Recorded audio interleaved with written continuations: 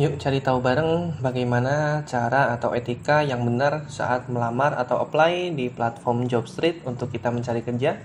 Dan ini bisa diaplikasikan oleh kita selaku fresh graduate ataupun pro hire maupun experience. Biar peluang kita, probabilitas kita itu bisa diterima oleh pekerjaan ataupun perusahaan yang kita tuju lewat platform Jobstreet itu sendiri.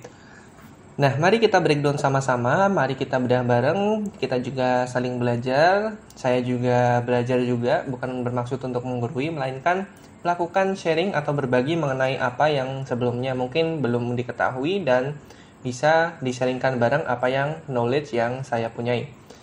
Baik, yang pertama adalah platform Jobstreet ini sendiri. Silakan kalian itu menggunakan platform Jobstreet, bisa di berbagai macam device, smartphone bisa, komputer bisa, laptop bisa. Dan ini platform pihak ketiga atau third party yang digunakan untuk melamar atau apply kerja di suatu perusahaan yang kalian tuju selaku kandidat. Nah, sebelum melakukan apply, kalian itu harus perbaiki profil atau profil kalian dulu di bagian pojok kanan atas. Sebelum memperbaiki profil, silakan kalian itu daftar akun terlebih dahulu. Daftar menggunakan akun email aktif milik kalian begitu. Kalau misalkan ada notifikasi, jadi itu juga kadang ada notifikasi via email juga. Pastikan kalian mendaftar menggunakan email aktif. Kalau untuk mencari pekerjaan, jangan pernah menggunakan akun email yang jarang dibuka kayak gitu ya. Alangkah baiknya menggunakan email yang aktif, yang sering kalian gunakan, yang sering kalian pasang di device kalian, terutama di smartphone kayak gitu. Nah, di sini silakan kalian itu lihat profil. Sebelum kalian apply, kalian itu perlu untuk membranding diri kalian sendiri. Kalian perlu membranding diri kalian. Di sini silakan masukkan ringkasan pribadi, silakan kalian contoh, sesuaikan secara spesifik apa sih tujuan atau perusahaan maupun posisi yang ingin kalian apply atau kalian lamar. Kalau misalkan kalian itu berbakat dalam bidang content writing, ya kalian tonjolkan di bagian content writing. Kalian bisa desain grafis, ya tonjolkan desain grafis kalian. Kalau bisa, tambahkan juga portofolionya kayak gitu. Nah, seperti itu ya. Jadi kita make sure jangan terlalu general, tapi kita harus attention to detail, harus spesifik kayak gitu. Nah, sebagai salah satu contoh, karena memang saya itu punya pengalaman di bidang pengawasan internal yang terkait dengan audit, SOP, business process, compliance, atau kepatuhan, jadi saya tonjolkan di bagian tersebut. Nah, riwayat karir silakan kalian isi secara lengkap karir yang kalian punyai. Biasanya banyak pertanyaan nih, kalau misalkan fresh graduate belum ada pengalaman gimana? Boleh kalian masukkan pengalaman magang. Itu menjadi pengalaman yang paling penting kayak gitu. Itu yang membuat saya bisa diterima di perusahaan pertama saya dari pengalaman magang, organisasi, dan aktif saat kuliah seperti itu. Nah, nanti kalau misalkan seiring berkembangnya waktu, kalian itu sudah semakin berpengalaman, nanti untuk pengalaman-pengalaman yang sudah tidak relevan seperti pengalaman magang itu bisa disingkirin, diganti dengan pengalaman-pengalaman kerja yang baru seperti itu. Nah, mekanismenya kayak gitu. Jadi kalian harus tahu dulu mekanismenya, kalian bisa berpikir dulu, berpikir secara logis mengapa suatu lamaran itu bisa diterima seperti itu pada intinya. Yang penting adalah relevan antara yang dibutuhkan oleh perusahaan dan skill yang kalian miliki sebagai seorang kandidat. Oke, di sini juga ada sedikit aku masukkan pengalaman di bidang digital marketingnya. Di sini ada SOP juga, ada audit juga. Terus juga kalau misalkan mau nambah jabatan, kalau punya pengalaman juga silakan. Semakin lengkap, semakin bagus. Semakin banyak prestasi juga semakin bagus. Di sini ada pendidikannya. Cukup aku masukkan mengenai pendidikan terakhir, yakni pendidikan S1 Teknik Informatika di Universitas Muhammadiyah Purwokerto. Lisensi dan sertifikasi itu penting. Kalau misalkan kalian nggak punya, kalian bisa ikut kelas online, kursus online, ataupun sertifikasi online yang bisa kalian dapatkan. Banyak harganya, mulai dari 50 ribuan, banyak 20 ribu juga kadang ada. Dari MySkill juga kadang dapatnya yang cukup affordable kayak gitu ya. Keahlian juga penting, baik dari soft skill maupun hard skill, dan kemampuan bahasa, dan juga RISAM atau CV terupdate milik kalian. Nah, ini ditambahkan 15 hari yang lalu. Berarti ini CV yang benar-benar update atau CV yang benar-benar terbaru. Dan silakan kalian isi pada bagian yang di bawah ini. Oke, kalau udah silakan masuk ke homepage.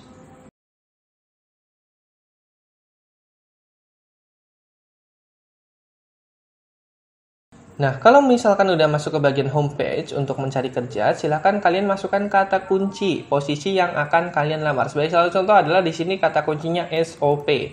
Oke. Karena saya ingin mencari SOP, lalu tinggal di sini klasifikasinya all aja kosongin, di mana juga all aja kosongin, lalu kita langsung cari.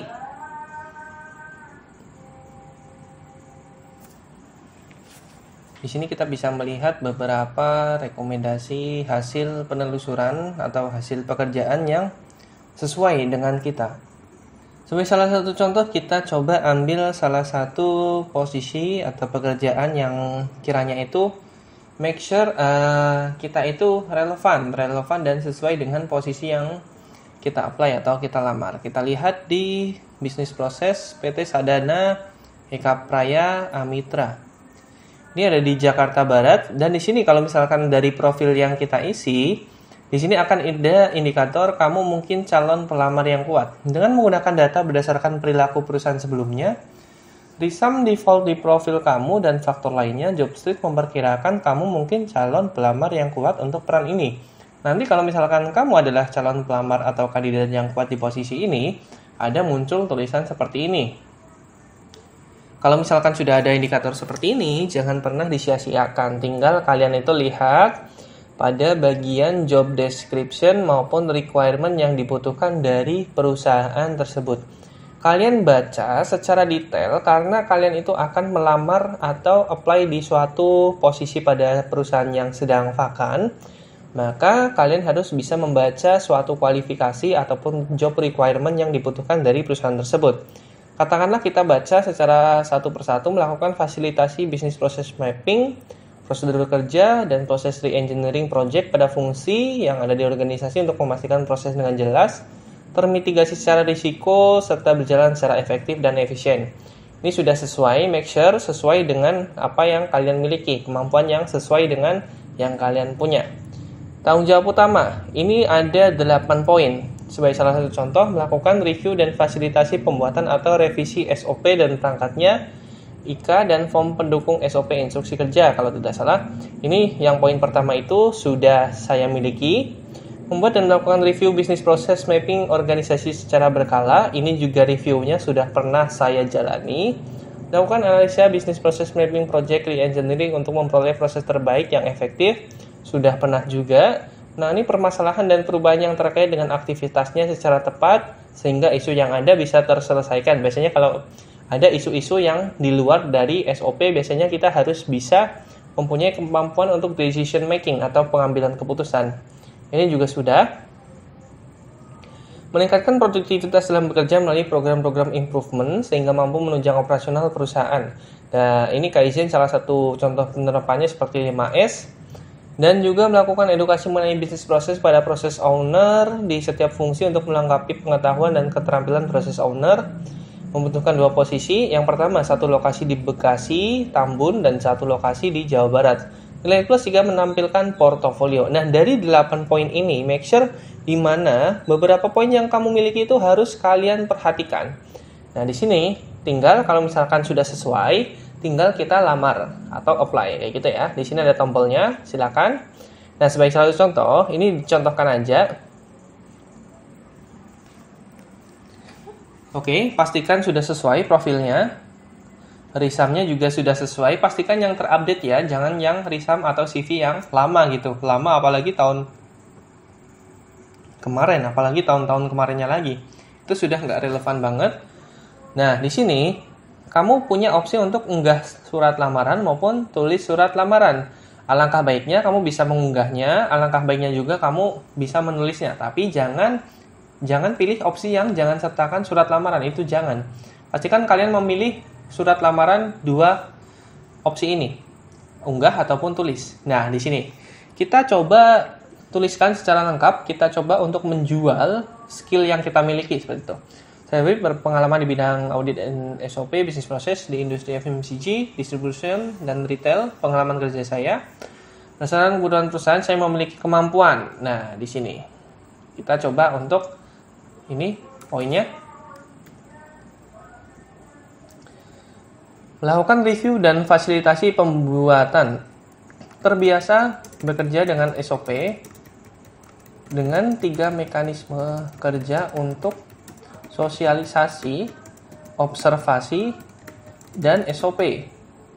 Nah, ini sudah melengkapi pada poin yang pertama. Yang kedua, review business process mapping, melakukan observasi internal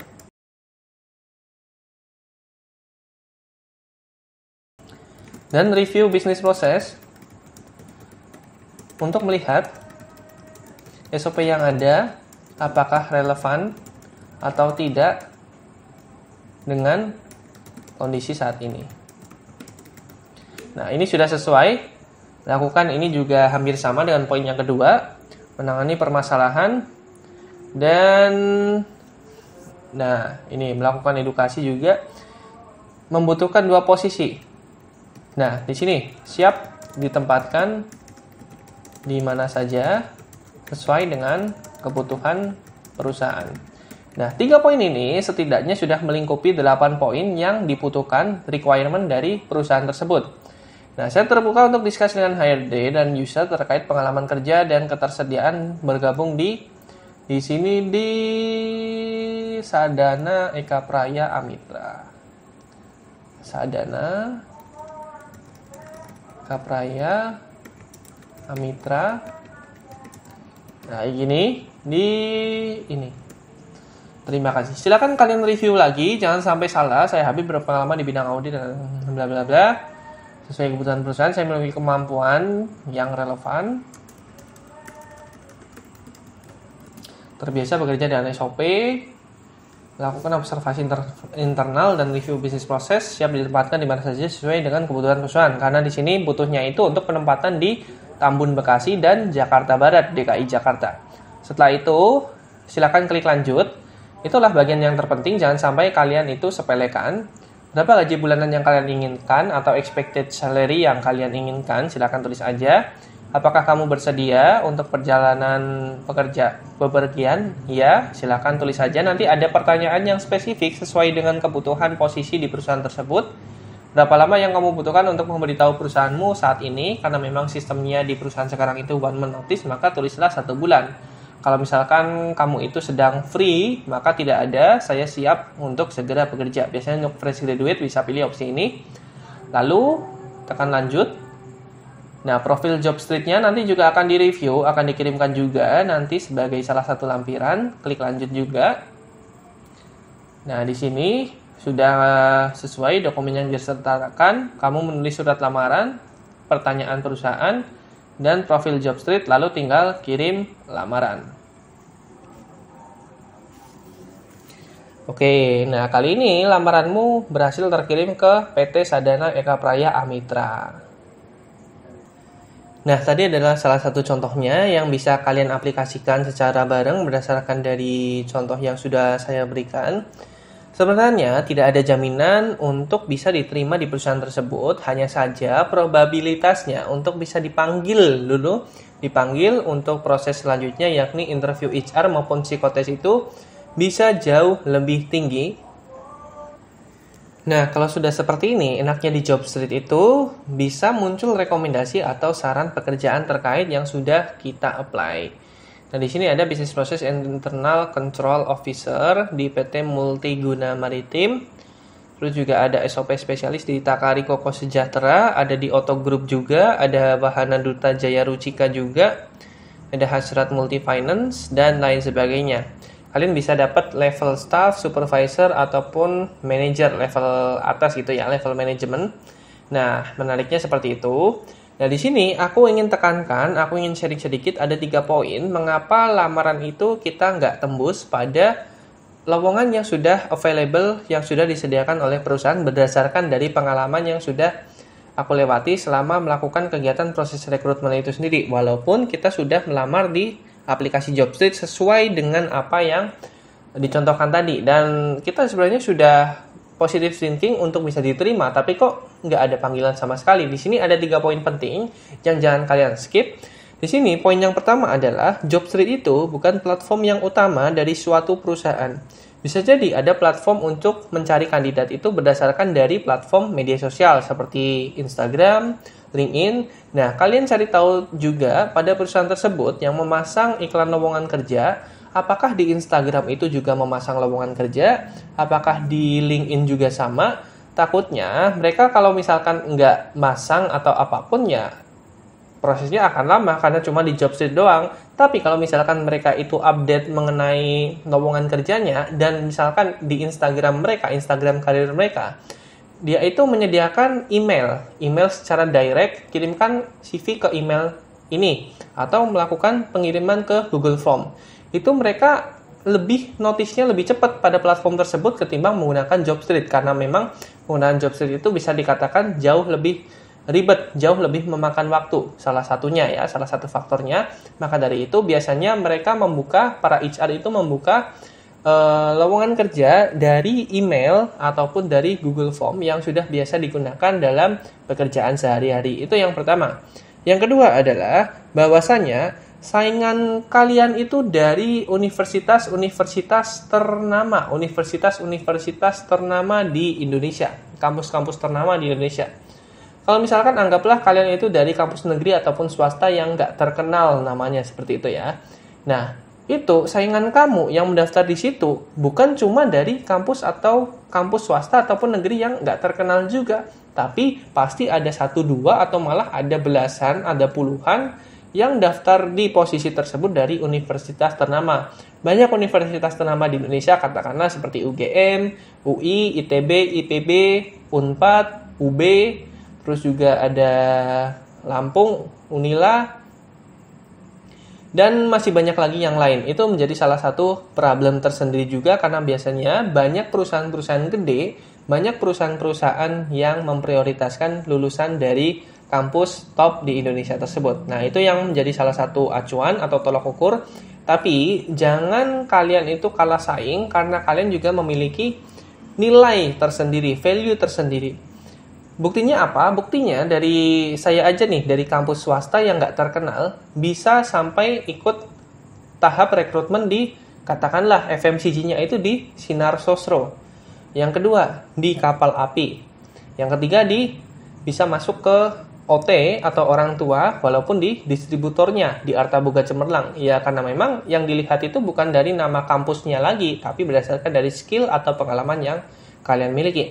Maka dari itu saat kalian bekerja, kalau misalkan udah experience atau pro hire, kalian alangkah baiknya jangan sia-siakan selama masa bekerja tersebut. Kalian harus bisa improve, kalian harus bisa memberikan prestasi yang bisa menjadi nilai tambah atau value dibandingkan dengan lulusan dari kampus top di Indonesia. Itu poin yang kedua. Dan poin yang terakhir adalah yang ketiga, bisa jadi dari kedua poin tersebut perusahaan itu sebenarnya sudah menemukan kandidatnya, tapi informasi lowongan kerja itu masih terpasang atau terpampang dengan jelas melalui platform pihak ketiga yang mereka itu bisa jadi lupa untuk menghapusnya atau tidak tahu bagaimana cara menghapusnya, atau mungkin ya ada beberapa pertimbangan lain kenapa nggak dihapus ya seperti itu, karena yang tahu juga dari perusahaannya itu sendiri. Nah, setidaknya 3 poin itu yang harus kita perhatikan.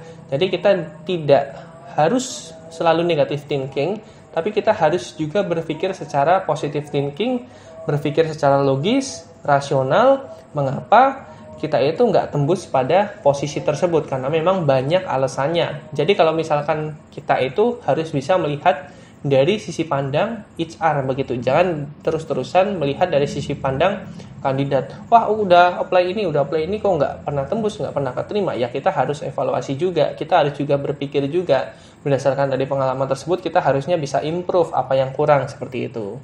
Nah, apabila dari kalian ada yang ingin tanyakan, silakan drop aja di kolom komentar. Nanti kita discuss bareng.